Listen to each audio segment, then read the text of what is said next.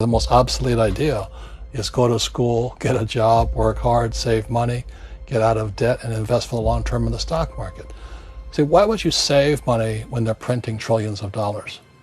The gap between the 1% and 99% is massive. You see, it's not just money. You have to step back and look at the bigger picture. So what do you do? In every one of us is a poor person.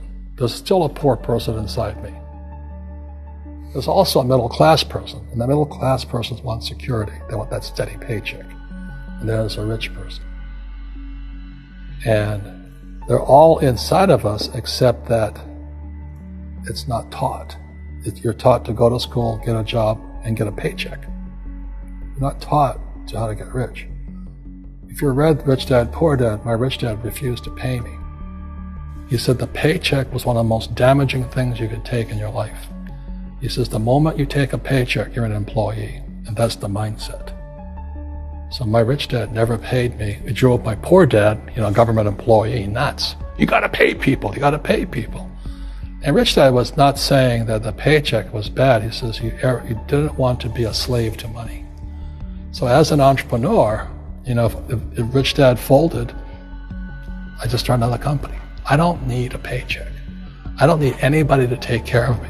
If my government doesn't like me, I move to another country because they need entrepreneurs there. So the entrepreneur is not so much the business. The entrepreneur is really the mindset and the skill sets and the different set of rules. You see, small business does not operate in the same rules as big business. Entrepreneur is a mindset first, a skill set, and rules.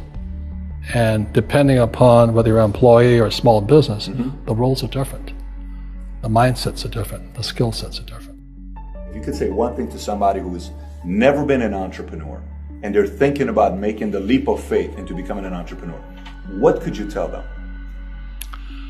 Well, I'll just tell them the same thing that happened to me. My last paycheck, I still remember it clearly. It was one of the worst and the best days of my life. And I was in Puerto Rico.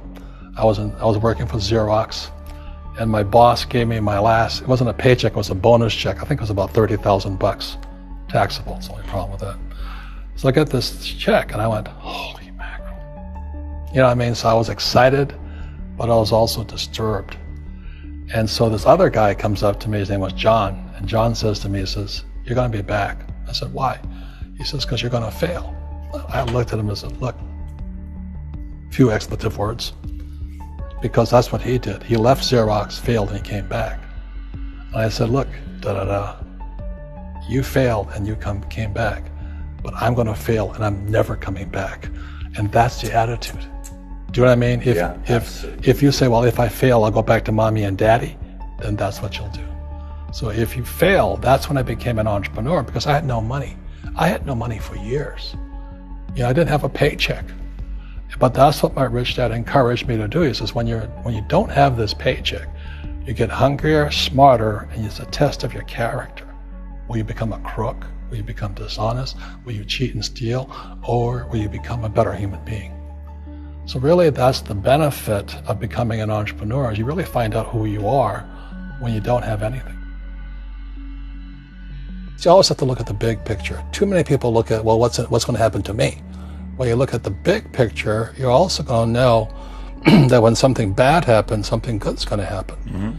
But you got to prepare for whatever is coming. If you think next 20 years will be like the last 20 years, you're going to get creamed. When you and I go to the supermarket and we buy a carton of milk, we always check for the expiration date. But most people do not check for the expiration date on their brains. Instead of get out of debt, I get into debt. I just refinanced $300 million in debt.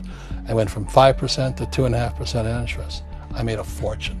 Every month, more money comes in because my cost of money has gone down. So while some financial experts are saying get out of debt, I'm saying learn how to use debt.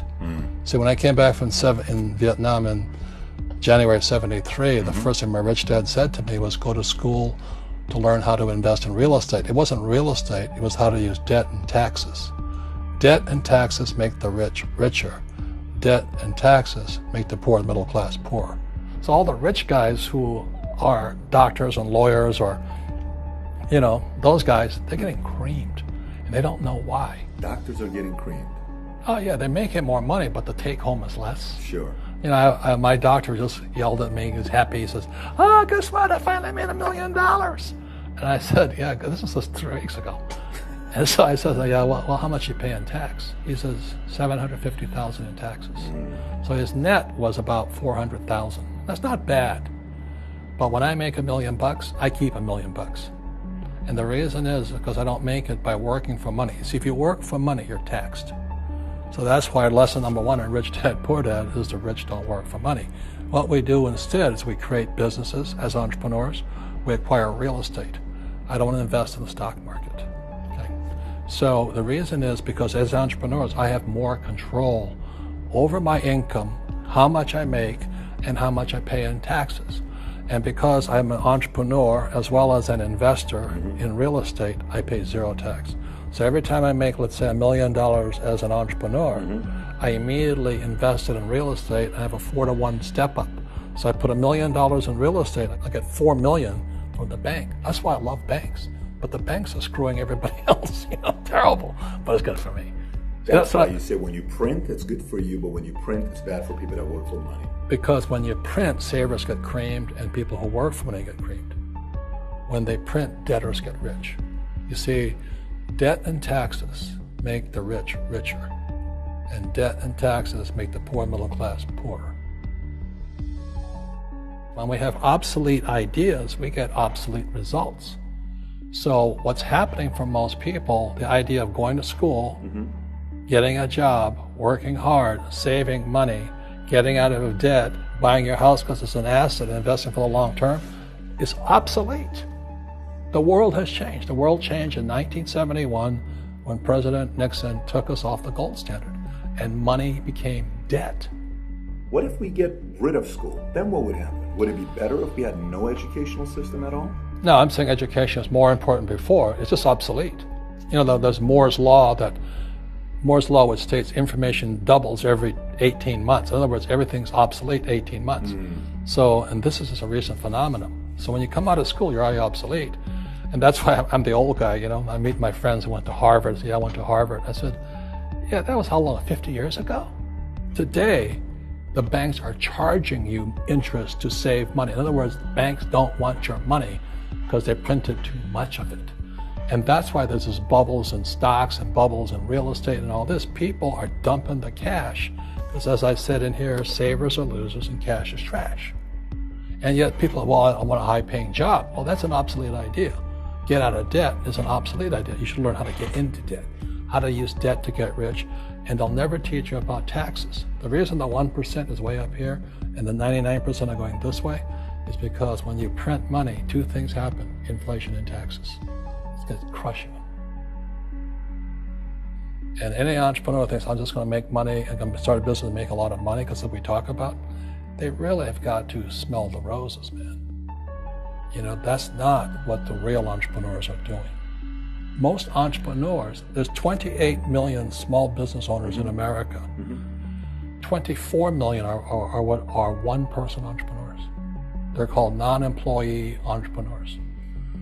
So and that's what happens is when people don't really understand what an entrepreneur does. So most big people are self-employed, but they're not really entrepreneurs. The self-employed pay the highest taxes of all, and nobody tells them that. Yeah, it's also called the entrepreneurial spirit, but what we were actually talking about was there's no such thing as a bad economy. There's the external, you and I, we all have an external economy, but we also have an internal economy, and the willpower is to change our internal economy. So for me, I can see the good and I can see the bad. I don't really give a damn because I'm going to be rich anyway.